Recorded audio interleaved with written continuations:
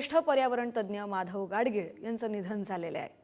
अतिशय दुःखद अशी ही बातमी, माधव गाडगीळ यांचं निधन झाल्याची बातमी आज सकाळीच हाती आली आहे। ज्येष्ठ पर्यावरण तज्ज्ञ माधव गाडगीळ यांनी अखेरचा श्वास घेतलाय।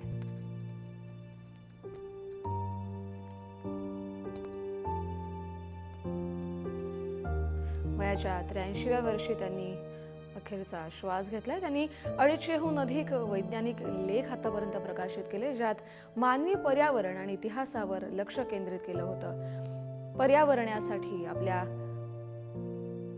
मानव जातीसाठी त्यांनी त्यांचं आयुष्य पणाला लावलं। आज ते आपल्यातून निघून गेलेले आहेत। ज्येष्ठ पर्यावरण तज्ज्ञ माधव गाडगीळ यांनी वयाच्या 83व्या वर्षी अखेरचा श्वास घेतलाय। पुण्यात त्यांचं निधन झाल्याची माहिती आहे। अल्पशा आजारामुळे त्यांनी अखेरचा श्वास घेतलाय।